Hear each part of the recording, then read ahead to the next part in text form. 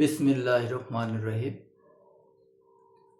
প্রিয় শিক্ষার্থীবৃন্দ, আশা করি তোমরা সবাই সুস্থ আছো।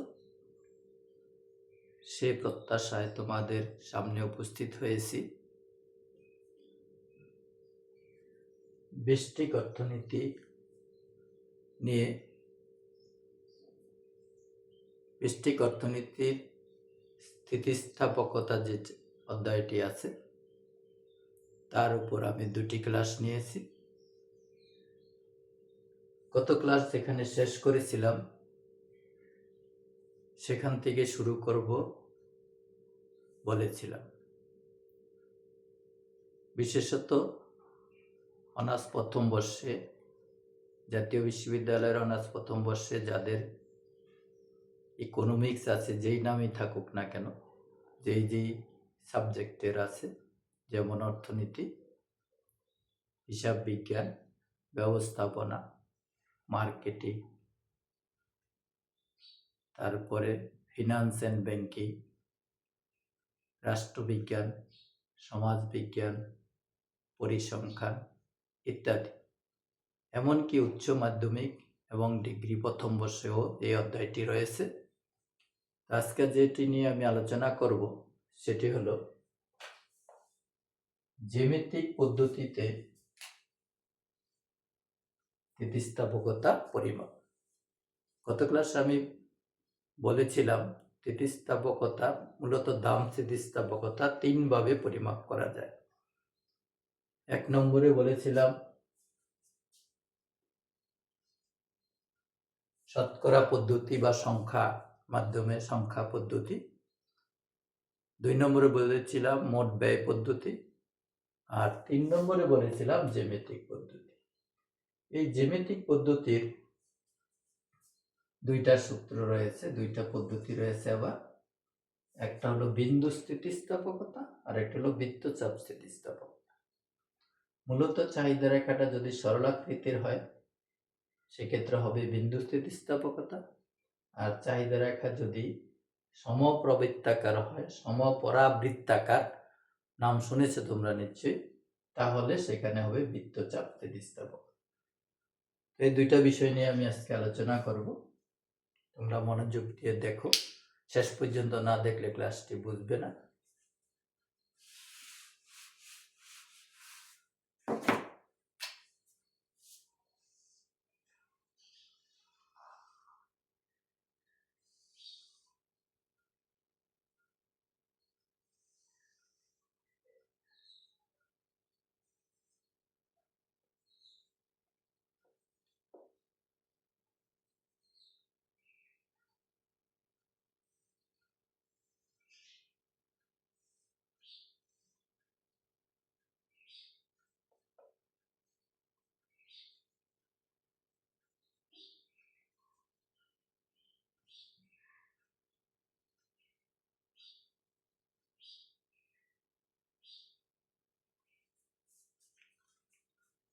তাহলে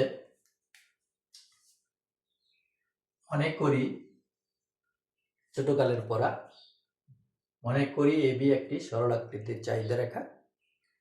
এই চাহিদা রেখার উপর অবস্থিত একটা বিন্দু ই বিন্দুতে স্থিতিস্থাপকতা নির্ণয় করতে হবে। ই বিন্দুতে স্থিতিস্থাপকতা নির্ণয়ের উদ্দেশ্যে এর কাছাকাছি আরেকটি বিন্দু নিলাম এফ। তাহলে ই বিন্দুতে দ্রব্যটির দাম কত, দ্রব্যটির পরিমাণ কত, চাহিদা কত, এত। এফ বিন্দুতে দাম কত, ও পি1। এফ বিন্দুতে চাহিদা কত বা পরিমাণ কত, ও কিউ1। স্থিতিস্থাপকতার সূত্র অনুযায়ী আমরা জানি ইপি সমান সমান delta Q by delta P into P by Q. Delta Q হলো কিউ এর পরিবর্তন, কিউ এর পরিবর্তন হলো এটুক, Q0 Q1। ডেল্টা পি হলো দামের পরিবর্তন, দামের পরিবর্তন হলো এটুক, P0 P1 ইন্টু P মানে প্রথম দাম, প্রাথমিক দাম, এইটু OP0 বাই কিউ মানে প্রথম চাহিদার পরিমাণ OQ0। তাহলে আমরা সূত্রে এই চিত্র থেকে, জ্যামিতিক চিত্র থেকে মানগুলি বসিয়ে দিলাম। এখন আমরা আরেকটু আগাই। Q0 Q1 না লিখে আমরা GF লিখতে পারি। P0 P1 না লিখে EG লিখতে পারি বা GE লিখতে পারি। দেখি আমরা GE OP0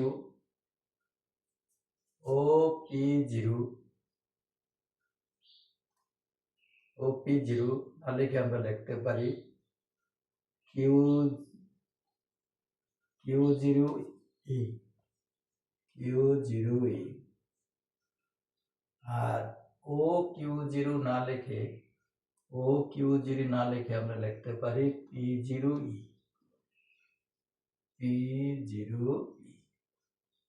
এই জায়গায় আমরা চলে আসলাম, কিছুই না।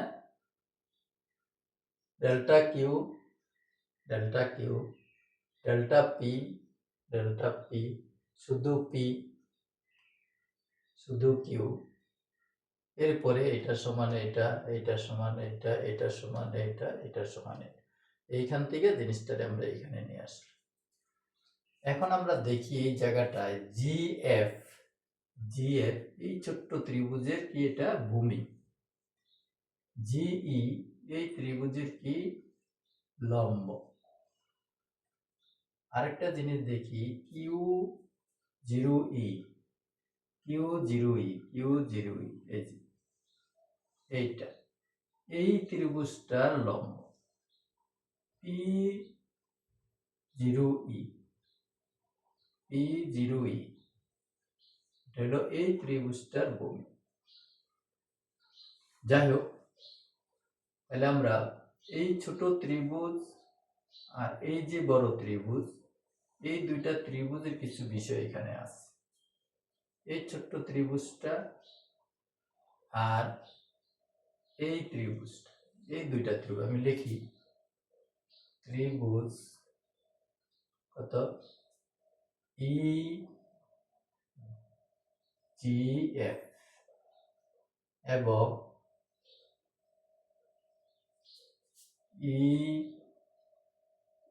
EQ0B এই দুইটা ত্রিভুজ এর মধ্যে, এই দুইটা ত্রিভুজের মধ্যে পিচ্ছি ত্রিভুজটা আর এই দুইটা ত্রিভুজের মধ্যে আমরা কি দেখি? তাহলে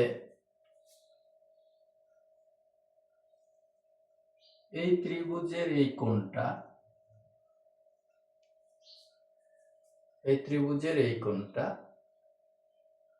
EGF কোণ, আর এই বড় ত্রিভুজের এই কোণটা, দুইটা কোণ সমান, কারণ এটা এক সমকোণের সমান, এটাও এক সমকোণের সমান। তাহলে আমরা মনে রাখলাম, এই একটা মিল পেলাম। এই ছোট্ট ত্রিভুজের এই কোণটা আর এই বড় ত্রিভুজের এই কোণটা, দুইটা কোণ সেম। এই ছোট ত্রিভুজের এই কোণটা আর এই বড় ত্রিভুজের এই কোণটা একই কোণ, সাধারণ কোণ বলে। তাহলে দুইটা মিল পেলাম। আরেকটা জিনিস, এই ছোট ত্রিভুজের এই কোণটা আর এই বড় ত্রিভুজের এই কোণটা অনুরূপ কোণ, একই দিকে বলে এটাকে বলে অনুরূপ কোণ। তাইলে একটা ত্রিভুজের তিনটা কোণ আরেকটা ত্রিভুজের তিনটা কোণ পরস্পর সমান। তোমরা 7 এ 8 এ নিশ্চয়ই পড়েছো। একটি ত্রিভুজের তিনটি কোণ আরেকটি ত্রিভুজের তিনটি কোণের সমান হলে দুইটা ত্রিভুজ কি?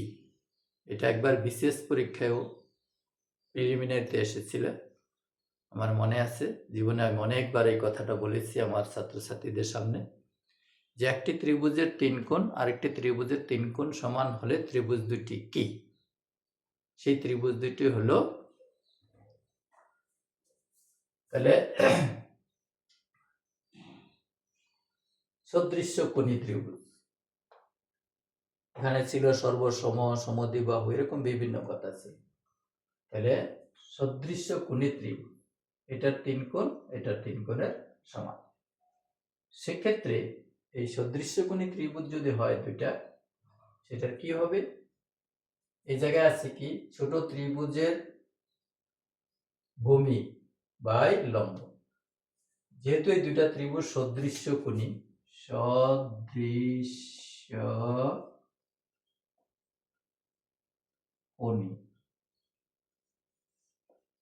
তাই সদৃশ্যকোণী ত্রিভুজ হলে কি হয়, এই ছোট ত্রিভুজের ভূমি GF বাই লম্ব GE সমান সমান হবে এই বড় ত্রিভুজের ভূমি বাই লম্ব। এটার ভূমি কত? Q0B বাই এটার লম্ব কত? Q0E।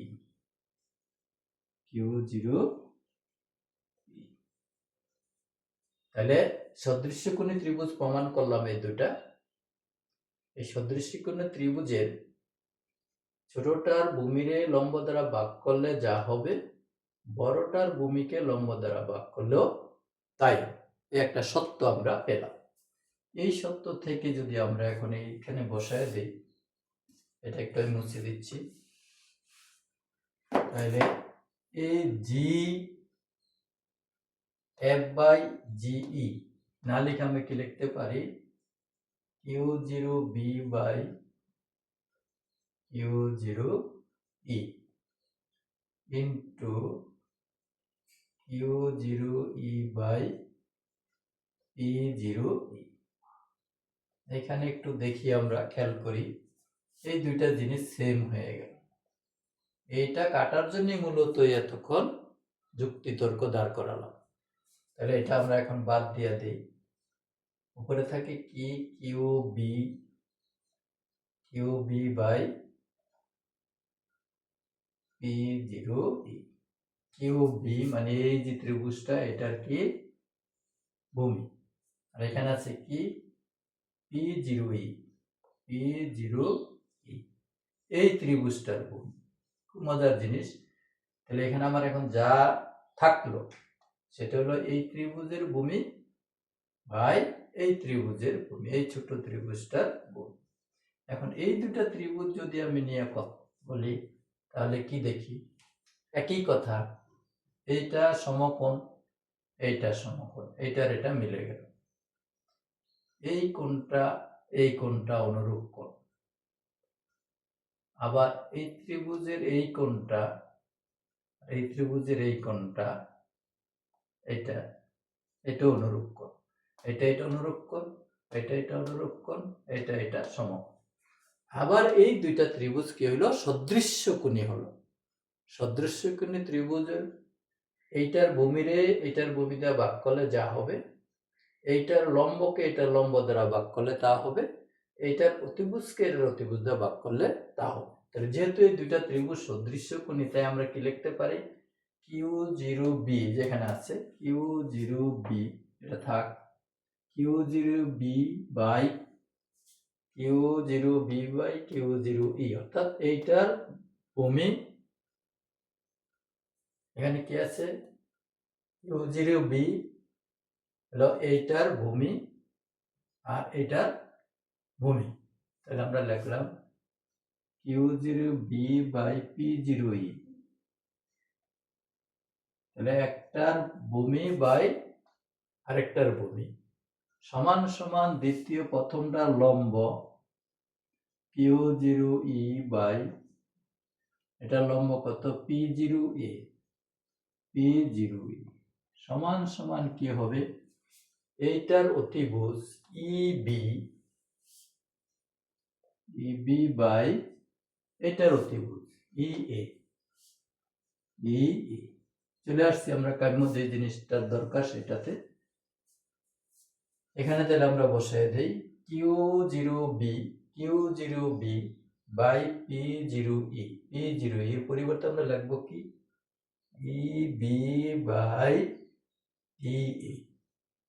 তাও আমরা উল্টাও লিখতে পারি বি ই বাই ই, তাও লিখতে পারি, অসুবিধা নেই। এটাতে চলে আসলো, হয়ে গেছে আমাদের।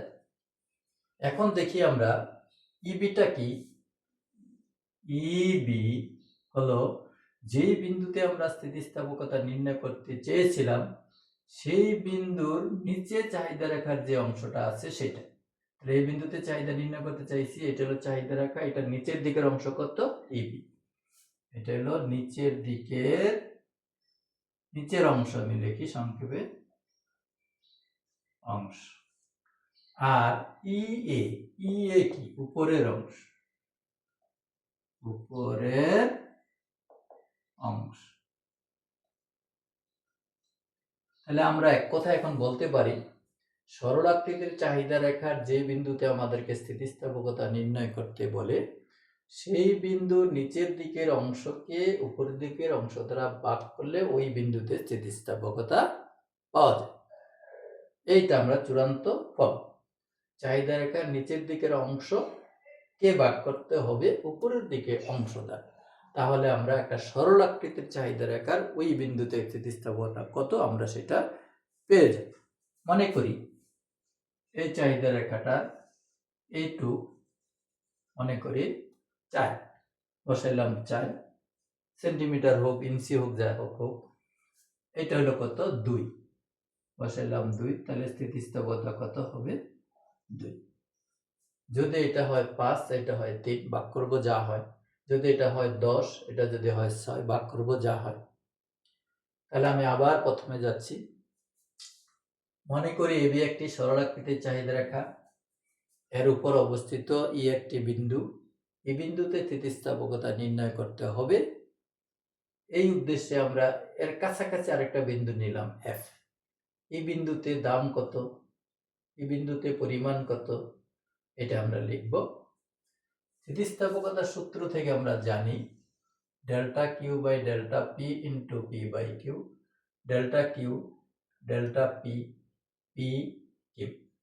এইটুকুরে এখানে নিয়ে যাব, এইটুককে এখানে নিয়ে যাব, এইটুককে এখানে নিয়ে যাব, এইটুককে এখানে নিয়ে যাব। এই পর্যন্ত আমরা চলে আসবো, 1 নম্বর সমীকরণ দিয়ে রাখবো। এখন আমরা দেখি এই ত্রিভুজের কিছু অংশ আর এই ত্রিভুজের কিছু অংশ এই জায়গাটায় আছে। এই জন্য এই দুইটা ত্রিভুজ, এই যে ছোট ত্রিভুজটা আর এই ত্রিভুজটা, এই দুইটা ত্রিভুজের মধ্যে আমরা দেখি এই কোণ সমান এই কোণ, দুইটাই সমকোণ, এটা সাধারণ কোণ। এই ত্রিভুজ লেখতো এই কোণটা লাগে, এই ছোট ত্রিভুজটা লেখতো এই কোণটা লাগে, সাধারণ কোণ। আবার এই ছোট ত্রিভুজের এই কোণ, বড় ত্রিভুজের এই কোণ, তিনটা কোণ পরস্পর সমান। একটি ত্রিভুজের 3টি কোণ আরেকটি ত্রিভুজের 3টি কোণের সমান হলে ত্রিভুজ দুটি সদৃশ্য কোণী। এই সদৃশ্য কোণী ত্রিভুজের বৈশিষ্ট্য হলো এইটার ভূমিকে এটার ভূমি দ্বারা ভাগ করলে যা হবে, এইটার লম্বকে এটার লম্ব দ্বারা ভাগ করলে তাই হবে। আমার এখানে আছে কি, আছে বড়টার জিএফ, ছোটটার ভূমি বাই বড়টার ভূমি, ছোটটার ভূমি বাই বড়টার ভূমি। তাহলে ছোটটার ভূমি বাই বড়টার ভূমি সমান সমান হবে কি ছোটটার লম্ব বাই বড়টার লম্ব।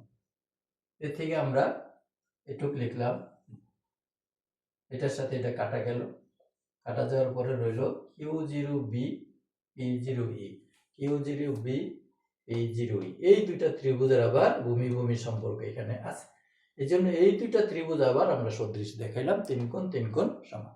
তাহলে এটার ভূমি বা এটার ভূমি সমান সমান এটার লম্ব বা এটার লম্ব। লাস্টে যাবো আমরা অতিভুজে, কারণ অতিভুজটা হলো আমার চাহিদা রেখা, লাস্টে আমরা অতিভুজে দিয়ে ঠেকবো। তাহলে আমরা পেলাম এইটা বা এটা। তাহলে এটা কি, যেই বিন্দুতে আমাদের স্থিতিস্থাপকতা নির্ণয় করতে চেয়েছিলাম তার নিচের দিকের অংশ, আর এটা হলো উপরের দিকের অংশ। তাহলে আমরা এতক্ষণ আলোচনা থেকে একটা সূত্রে উপনীত হলাম যে চাহিদা রেখা যদি সরল আকৃতির হয়, এটা যে কোনো বিন্দুতে স্থিতিস্থাপকতা নির্ণয় করতে হলে ওই বিন্দুর নিচের দিকের অংশকে উপর দিকের অংশ দ্বারা ভাগ করতে হবে। ভাগফল যেটা হবে সেটাই হবে ওই বিন্দুতে স্থিতিস্থাপক। এইভাবে আমরা একটি সরল রেখার যে কোনো নির্দিষ্ট বিন্দুতে স্থিতিস্থাপকতা পরিমাপ করতে পারি। সেটা কি স্থিতিস্থাপকতা? দাম স্থিতিস্থাপকতা। আসলে দাম স্থিতিস্থাপকতা না বললেও আমরা দাম স্থিতিস্থাপকতাটাই বুঝবো। এখন আমরা এই আলোচনাটুক যদি বুঝে থাকি আমরা, তাহলে এখন যদি আমাদেরকে বলে এখানে যদি আমরা 3টা 4টা বিন্দু নেই, 4টা বিন্দু তো আছে, আরেকটা বিন্দু ধরলাম আমরা এটা ই এফ, এখানে ধরলাম এটা এস, জি যেহেতু এখানে আছে। এখন যদি এই বিন্দুটা যদি মধ্যবিন্দু হয়, তাহলে এখানে স্থিতিস্থাপকতা কত হবে? মধ্যবিন্দু হলে এটুক এটুক নিশ্চয়ই সমান, তাহলে এখানে হবে 1। মনোযোগ দাও, যারা বুঝার তারা কিন্তু বুঝবে। এটা যেহেতু মধ্যবিন্দু, যদি মধ্যবিন্দু হয় তাহলে এদিক আর এদিক সমান, তাহলে এইখানে এটারে এটা দিয়ে ভাগ করলে হবে সমান সমান, যেহেতু কাটাকাটি গিয়ে হবে। এখানে কি হবে? এখানে ইলাস্টিসিটি কত হবে? এই ছোট জিনিসকে বড় জিনিস দিয়ে ভাগ, ছোটরে বড় দিয়ে ভাগ করলে হবে 1-এর চেয়ে কম। এখানে কত হবে? নিচের অংশ নাই, 0, 0/ab, এটা কত হবে? 0কে কিছু দিয়ে ভাগ করলে 0। এখানে হবে কত? এই বড়রে ছোট দিয়ে ভাগ করলে >1। এখানে কত হবে? ab নিচের দিকের অংশ, ab নিচে 0, 0 দিয়ে কোনো কিছু ভাগ করলে হয় ইনফিনিটি। তাহলে একটা চাহিদা রেখার বিভিন্ন বিন্দুতে স্থিতিস্থাপকতা বিভিন্ন হয় কেন? এরকম ব্যাখ্যা আসতে পারে। অথবা দেখাও যে সরলাকৃতির চাহিদা রেখার বিভিন্ন বিন্দুতে স্থিতিস্থাপকতা বিভিন্ন বা ভিন্ন ভিন্ন হয়। তাহলে যেভাবে আসুক প্রমাণ করতে বলতে পারে, অথবা দেখাও বা বের করো। তাহলে আমরা একটা সরলাকৃতির চাহিদা রেখা ধরবো, একটা বিন্দু ধরবো, মনে করি এটা মধ্যবিন্দু। আমরা জানি নিচের দিকের অংশকে উপর দিকের অংশ দ্বারা ভাগ করতে হয়। SB/AC, যেহেতু মধ্যবিন্দু তাহলে SB/SA সমান এখানে হবে 1। এখানে যদি বের করতে বলে ছোট অংশকে বড় অংশ দ্বারা ভাগ, এই জন্য 1-এর চেয়ে কম। এখানে বের করলে নিচের দিকের অংশ হলো 0, উপর দিকের অংশ হলো AB, এখানে হবে 0। এখানে বের করতে বলে নিচের দিকের অংশটা বড়, উপর দিকের অংশটা ছোট, >1। এখানে বের করতে বললে নিচের দিকের অংশটা AB, উপর দিকের অংশ নাই, 0, 0 দিয়ে কোনো কিছুকে ভাগ করলে হয় 80। তাইলে আমরা দেখলাম সরলাকৃতি চাহিদা রেখার বিভিন্ন বিন্দুতে স্থিতিস্থাপকতা বিভিন্ন হয়। কারণটা কি? বিভিন্ন বিন্দুতে নিচের দিকের অংশ আর উপর দিকের অংশের অনুপাতটা ভিন্ন ভিন্ন, এই জন্য স্থিতিস্থাপকতাও ভিন্ন ভিন্ন হয়। এখন যদি বলে যে চাহিদা রেখার কোন বিন্দুতে স্থিতিস্থাপকতা 1, তাহলে আমরা বলবো মধ্যবিন্দুতে। চাহিদা রেখা যেখানে ভূমি অক্ষকে ছেদ করে সেখানে স্থিতিস্থাপকতা কত? চাহিদা রেখা যেখানে লম্ব অক্ষকে ছেদ করে সেখানে স্থিতিস্থাপকতা কত? অথবা এরকম কতগুলি বিন্দু দিয়ে বলতে পারে এই বিন্দুগুলিতে স্থিতিস্থাপকতা নির্ণয় করো। বিভিন্ন ভাবে প্রশ্নটা আসতে পারে এবং এই প্রশ্নটা অনেক অনেক অনেক ইম্পর্টেন্ট। অনার্সে হোক, ডিগ্রি প্রথম বর্ষে হোক, উচ্চ মাধ্যমিকে হোক, রাষ্ট্রবিজ্ঞান, সমাজবিজ্ঞান, অর্থনীতি, যেখানেই হোক না কেন এই প্রশ্নটা অনেক অনেক ইম্পর্টেন্ট।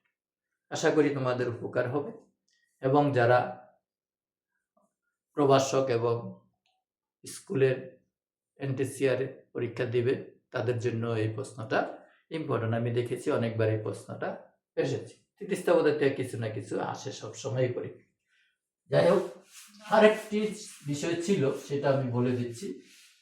এটা অত ইম্পর্টেন্ট না, তারপরও বলে দিই। যেমন বৃত্তচাপ স্থিতিস্থাপকতার কথা বলেছিল। বৃত্তচাপ স্থিতিস্থাপকতাটা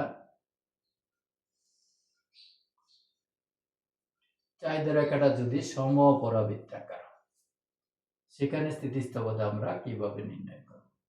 সেখানেও দুইটা পদ্ধতি আছে। এ একটা বিন্দু, বি একটা বিন্দু।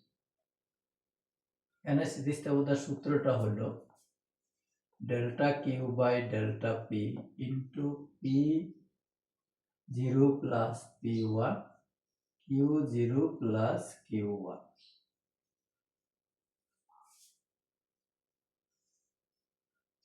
সূত্র দিয়ে যদি আমরা নির্ণয় করি,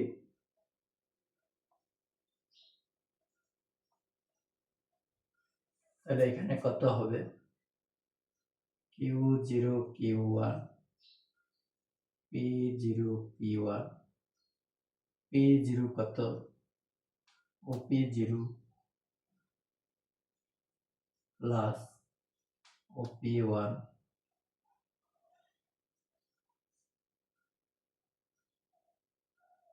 ও Q0 প্লাস Q1, এরকম মানগুলি আমরা এখান থেকে বের করে সংখ্যা দিয়ে করলে মানগুলি দিয়ে বের করতে পারবো। আর আসলে আমরা এইভাবে বের করব না, করব কিভাবে আমি বলতেছি। যে চাহিদা রেখাটা যদি সমপরাবৃত্তাকার হয় বা বক্র হয়, সেক্ষেত্রে তো নিচের দিকের অংশ নাই, এটা তো অসীম, এটা তো গোল হয়ে যাবে। তাহলে এই বিন্দুতে যদি স্থিতিস্থাপকতা নির্ণয় করতে বলে, সেক্ষেত্রে আমরা এখানে একটা স্পর্শক টানবো। এই স্পর্শককে চাহিদা রেখা মনে করে ওই যে আগে যেই নিয়মে করছি সেই নিয়মে স্থিতিস্থাপকতা নির্ণয় করি। সেখানে নিচের দিকের অংশ বাই উপর দিকের অংশ, এটার আমি অন্য কিছু দেই, সিডি দেই, তাহলে এখানে স্থিতিস্থাপকতা হবে কত, এডি বাই সি,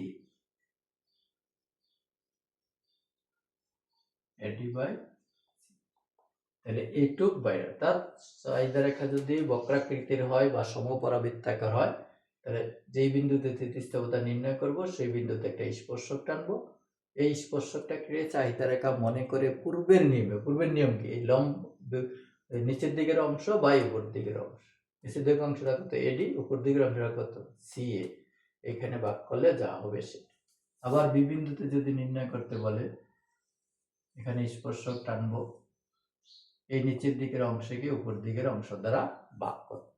এখানে একটি কথা মনে রাখি আমরা, যে চাহিদা রেখা যদি সমপরাবৃত্তাকার হয়, তাহলে এটা যে কোনো বিন্দুতে স্পর্শক যদি আমরা আঁকি, এই স্পর্শকের উভয় দিকের অংশ সমান। তাহলে উভয় দিকের অংশ সমান হলে এখানে কত হবে 1, তাহলে এখানে কত হবে, উভয় দিকের অংশ সমান হলে এটুক যা এটুক কত, এখানেও হবে 1। তাহলে সমপরাবৃত্তাকার চাহিদা রেখার সকল বিন্দুতে স্থিতিস্থাপকতা সমান এবং একক, প্রমাণ আসে, কয়েকবার আসে। সমপরাবৃত্তাকার চাহিদা রেখার সব বিন্দুতে স্থিতিস্থাপকতা সমান অথবা একক প্রমাণ করো। তাহলে আমরা দুইটা বিন্দু নেব, স্পর্শক আঁকবো, নিচের দিকের অংশ বা উপর দিকের অংশ। এখানে বলবো যে সমপরাবৃত্তাকার চাহিদা রেখার বৈশিষ্ট্য হইল, এর যে কোনো বিন্দুতে যদি আমরা স্পর্শক আঁকি, তাহলে ওই বিন্দুর নিচে স্পর্শকের নিচের দিকের অংশ আর উপর দিকের অংশ সমান। তাহলে সমান হলে কাটাকাটি গিয়ে 1 হবে।